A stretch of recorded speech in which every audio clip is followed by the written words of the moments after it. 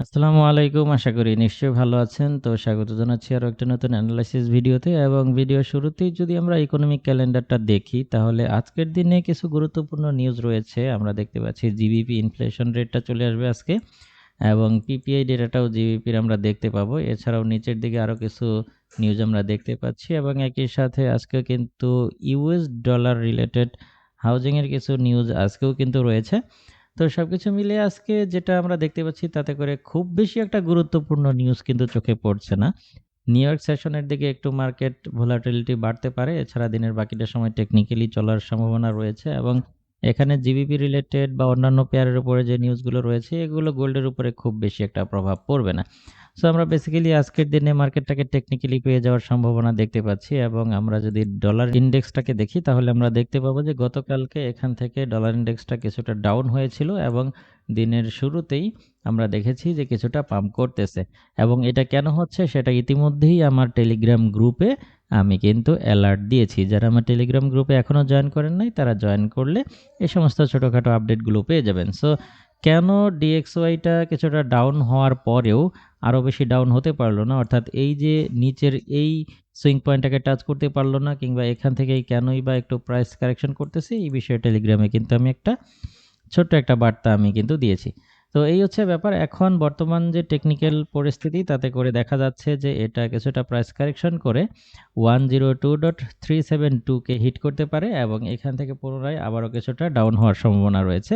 আর যদি 102.372 কে ক্রস করতে পারে তাহলে পুনরায় এটা 102.623 এই জোনকে হিট করতে পারে।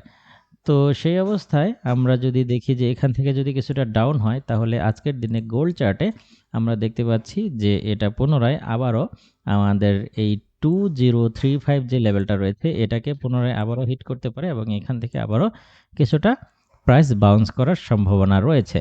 যেহেতু গতকালকে আমাদের 2028 থেকে শুরু করে 2031 যে জোনটা রয়েছে এই যে এই জোনটাকে কিন্তু গতকালকে ব্রেকআউট দিয়েছে এবং এটাকে কিন্তু মানে 2-3 দিন সময় নিয়েছে এখানে মার্কেটটা এবং ধীরে ধীরে এটাকে বেশ স্ট্রং একটা বুলিশ ক্যান্ডেল ক্রিয়েট করেছে। আপনারা যদি লক্ষ্য করেন দেখেন এখানে যে ব্রেকআউটটা দিয়েছে এটা কিন্তু বেশ শক্তিশালী একটা বুলিশ ক্যান্ডেল দ্বারা ব্রেকআউট হয়েছে। এরকম না যে ছোট করে উঠেছে, এরকম না, একটা স্ট্রং বুলিশ ক্যান্ডেল ক্রিয়েট করে মার্কেটটা এখানে ব্রেকআউট দিয়েছে এবং প্রাইসটা প্রায় 7-8 ঘন্টা যাবত এখানেই সাস্টেন করতেছে। তো এই যদি পরিস্থিতি এভাবে চলতে থাকে তাহলে এটা ধীরে ধীরে বারবার এই 1945 কে হিট করবে ভাঙার জন্য এবং এটা ভেঙে গেলে পুনরায় এটা আরও উপরে যাওয়ার সম্ভাবনা তৈরি হবে। তো বেসিক্যালি আজকের দিনে নিউজ টাইমের আগে আমাদের ট্রেডিং প্ল্যান যেটা হতে পারে সেটা হচ্ছে যে আমি যদি এটাকে ডিলিট করে দিই তাহলে আমি আপনাদের সাথে প্রাইসগুলো নোট করে দিচ্ছি।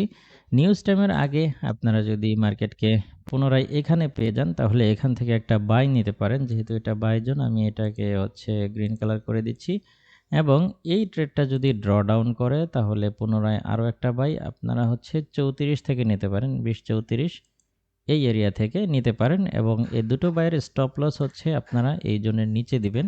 এখানে 2060 এই সমস্ত এরিয়ায় স্টপ লস দিতে পারেন। যেহেতু এটা স্টপ লস সো এটাকে আমি রেড কালার করে দিচ্ছি। তো এই হচ্ছে অবস্থা এবং এগুলোর প্রফিট টার্গেট প্রাথমিক পর্যায়ে আপনারা এই সমস্ত পিক পয়েন্টে আসলে এই প্রফিটগুলো বুক করে নিয়ে নেওয়ার চেষ্টা করবেন। আর পরবর্তীতে নিউজ টাইমের পরবর্তীতে আমাদের ট্রেডিং প্ল্যান কি হতে পারে সেটা আমি একটা আপডেটের মাধ্যমে আমি জানিয়ে দেওয়ার চেষ্টা করব। তো এই ছিল আজকের অ্যানালাইসিস। আশা করি বুঝতে পেরেছেন। দেখা হবে পরবর্তী কোনো ভিডিওতে অন্য কোনো টপিক নিয়ে। সেই পর্যন্ত আপনি ভালো থাকুন, সুস্থ থাকুন। আল্লাহ হাফেজ।